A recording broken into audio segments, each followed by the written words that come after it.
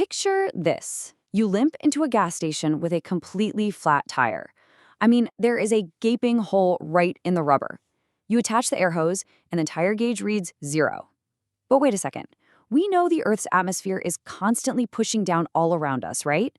That atmospheric pressure is definitely inside that flat tire.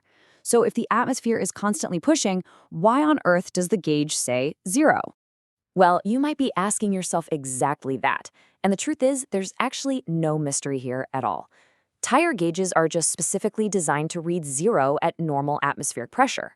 They literally ignore all that ambient air pushing down on us. They only care about what's extra. And getting a solid handle on the difference between the total pressure pushing on something and the extra pressure we actually care about, well, that is absolutely crucial for understanding physics. By the end of this explainer, you're going to master exactly how this works. I promise you'll understand the key difference between gauge and absolute pressure, the simple mathematical formula that connects them together, and how we apply these physics to everyday tools, like the weather barometers on the news or the blood pressure cuffs at your doctor's office. Okay, Section 1, Gauge versus Absolute Pressure. Let's get right to it. Let's break down the two foundational ways we measure pressure. Think of atmospheric pressure like a baseline, kind of like sea level. We've got two ways to talk about it. On one side, we have gauge pressure. This measurement just ignores the atmosphere completely. It reads 0 at normal, everyday pressure. It's exactly what your tire gauge uses. On the other side, we have absolute pressure. This is the total, true pressure, the whole shebang. It includes the pushing force of the fluid, plus that heavy, invisible blanket of the Earth's atmosphere resting right on top of it. Now, here's a really interesting twist about the definition of gauge pressure. Because it's simply the pressure relative to atmospheric pressure, it can actually be a negative number. Yep. If the pressure inside a container is lower than the atmosphere surrounding it, your gauge pressure is negative. If it's higher, like inside a tightly pumped basketball, it's positive. Moving on to Section 2, the pressure formula. Now that we've got the basic concepts down, let's build the exact mathematical formula that ties them together. And don't worry, it is incredibly straightforward. Step 1. Start with your gauge pressure. We'll call that P sub G. Step 2, add atmospheric pressure, P sub M. And step 3, that simply equals your absolute pressure, P sub abs. So absolute pressure is literally just gauge pressure plus atmospheric pressure.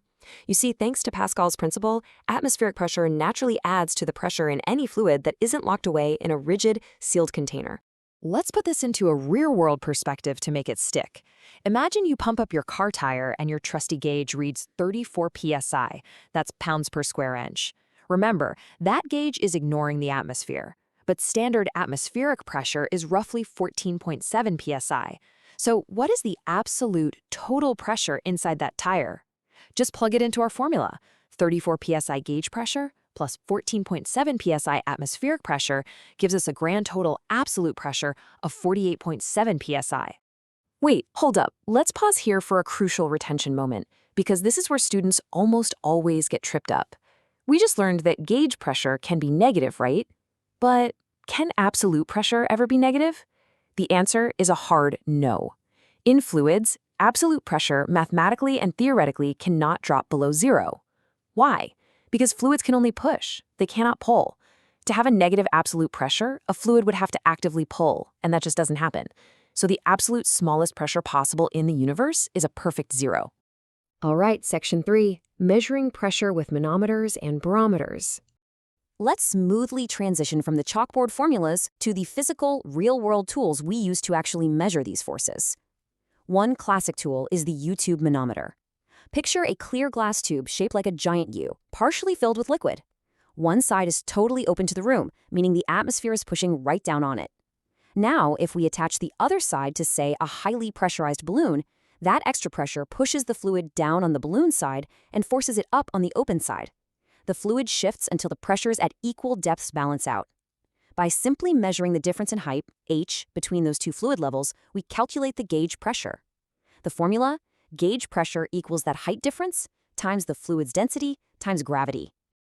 Now you might be wondering, what happens if the pressure we're measuring is actually less than the atmosphere? Good question. Imagine we hook our manometer up to a vacuum-packed jar of peanuts. In this scenario, the regular atmospheric pressure pushing down on the open side of the tube is actually stronger than the pressure inside that sealed jar. So the atmosphere shoves the fluid down on the open side, forcing it up toward the peanuts. We still measure that height difference, but now we know for sure our gauge pressure is negative. Now contrast that setup with a mercury barometer. This device does not measure gauge pressure, it measures absolute atmospheric pressure. It's basically a tube closed at the top and open at the bottom, sitting in a little pool of liquid mercury. The really brilliant part, above the mercury inside the tube, there is a near pure vacuum. Because the pressure above the fluid is absolute zero, the atmosphere pushing down on the pool outside forces the mercury up the tube until the sheer weight of the mercury perfectly balances out the atmospheric pressure. So, when a weather front rolls in and atmospheric pressure shifts, that column of mercury physically rises or falls. Okay, section 4, the physics of blood pressure. Let's see how this works inside you. Let's bring all this physics back to the human body. As we know, atmospheric pressure completely surrounds us, which means it's actively adding to the blood pressure in every single part of our circulatory system. But here's the trick. Because it surrounds our entire body, it adds pressure going into the heart and coming out of the heart perfectly equally. It cancels itself out. It has zero net effect on your blood flow. Because of that, doctors literally don't care about your absolute blood pressure. They only care about your gauge pressure, meaning how much greater your blood pressure is compared to the atmosphere. When a doctor inflates that tight cuff around your arm to cut off blood flow and slowly releases it, they're listening for two things. First is systolic pressure, the absolute maximum gauge pressure created the split second your heart pumps. The second is diastolic pressure, the minimum pressure in your arteries when your heart is resting between beats. So here's the big takeaway there. When a nurse tells you a healthy young adult has a blood pressure of 120/80, they are literally just handing you two gauge pressure readings. The systolic pressure is strong enough to raise a column of mercury 120 millimeters high, and the resting diastolic pressure raises it 80 millimeters high. But wait, here is a question I always get from curious students at this exact point. Mercury is toxic, right? Why on earth do medical professionals traditionally use liquid mercury in these manometers instead of something totally safe and cheap, like tap water?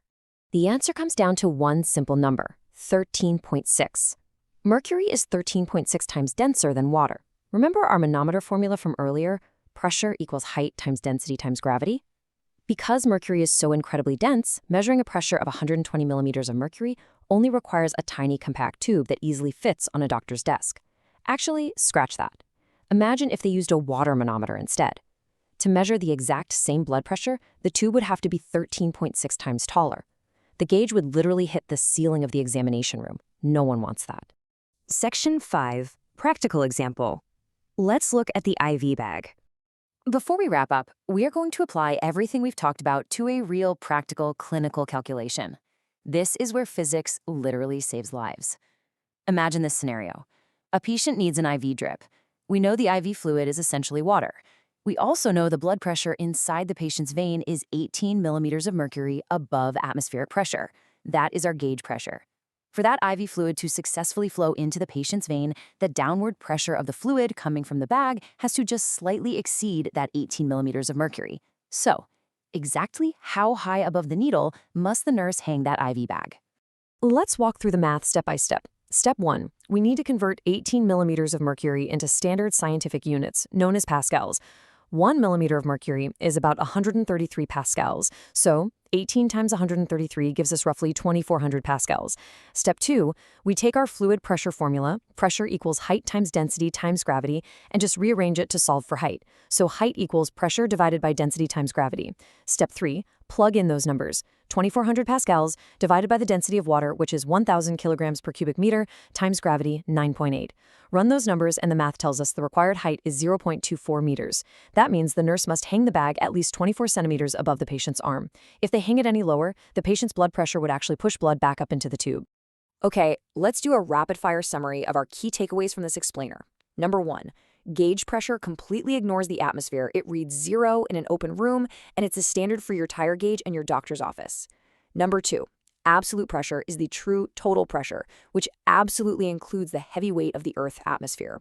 And number 3, understanding the depth and density of fluids, whether that's safe water or ultra-dense mercury, is your master key to measuring both of these forces. I'm going to leave you with one final, provocative thought. We know a mercury barometer measures absolute atmospheric pressure, right? But if average atmospheric pressure steadily drops the higher you climb up a mountain, how might that change the way a barometer functions at the absolute peak? Could you theoretically use a barometer as an altimeter to measure your altitude? I want you to think critically about that, and I look forward to exploring it with you in our next explainer.